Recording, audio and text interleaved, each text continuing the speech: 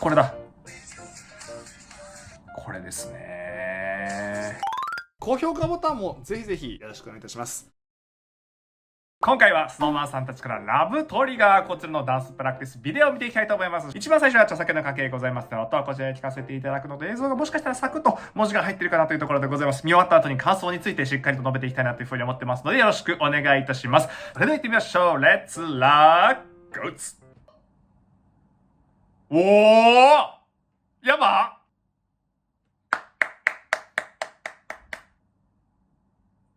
おー、素晴らしい、目黒くん。ラウルくん。すごい振り付け。おー、それはやばいでしょ。おー、おしゃれ。わー、素晴らしい。おー。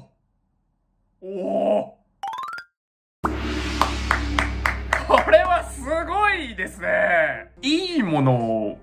見たとき、いいものというのは本当に分かってる人が作って出てくる、しっかり考えて、計算されて、これいいよねっていうアプローチ。だからすごく多角的な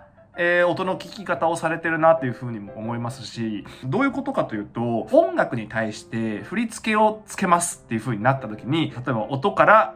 想像できる動きをつけていきます。っていうのだと平面かなっていうふうには思うんですけども、そこに対して全体の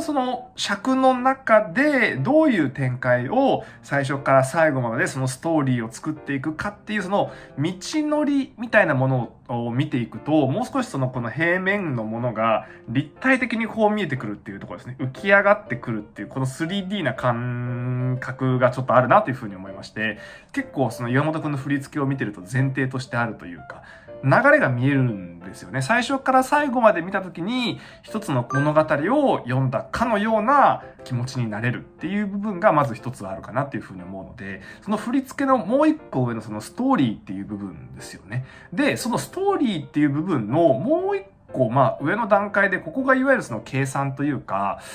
見せ方と、あとはバランスですね。動きの強弱の付け方とかで、強いものとかを入れていったら、その後に少し滑らかなものを入れていくとか、あとは止まりの質感っていうものをすごく重点的に見せていくだったりとか、いわゆる足し算、掛け算、引き算、割り算みたいなものが、すごく振り付けの中に散りばめられているっていうところもポイントですよね。で、その角度っていうのはやっぱり自分たちがどういう風に、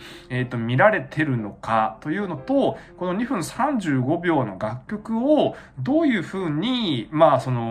見せていきたいのか。細かい心、感情の機微みたいなものを想像しながら作っていくっていう、受け手の方たちの、心理状態というか、そのあたりまで、想像して作ってらっしゃるなというふうに思って、で、そこが計算という言葉を使ってますけれども、岩本くんの一方的な計算ではなく、受け手側のことを考えてっていうところの計算という意味なので、この曲の、持ってるメッセージ性って何なんだろうなっていうところをどういう風にしたらもっと見てる人たちに伝わるかなっていうガイドだったりとか、そういう役割も担ってるんじゃないかなという風に思っていて、そういう役割も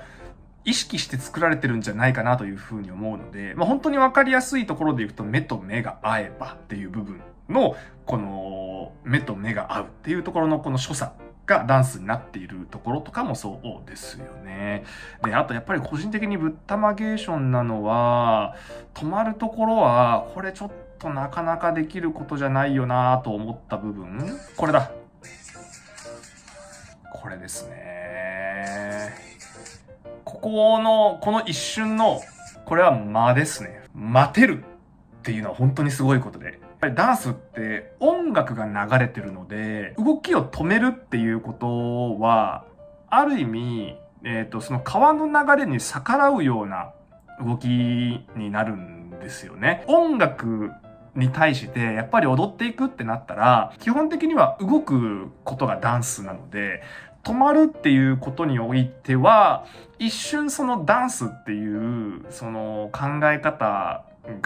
を止めないといけないんですよね。動きとして止めるんですけれども、マインドとしては止まってないっていう、踊り続けてるんだけれども止まってるっていう、すごくこれ難しいお話なんですよ。これ、だから止まる場所をちゃんと見分けるっていう、そのまずセンスを持ってるっていうことがいかにすごいかというところと、その止まりをどういうふうに止まるのか、どのぐらい止まるのかっていうところまで、ちゃんと抑えてらっしゃるっていうところが、やっぱりすごいなって思いますね。というところでございますので、詳しい映像とともにですけども、ダンスの具体的な内容について、また改めて解説動画でお話ししたいなというふうに思っているところでございますので、よろしくお願いします。皆様の感想もぜひぜひ下の方のコメント欄からいただけたらと思いますので、よろしくお願いします。現場からは以上でございます。ありがとうございました。よいしょ。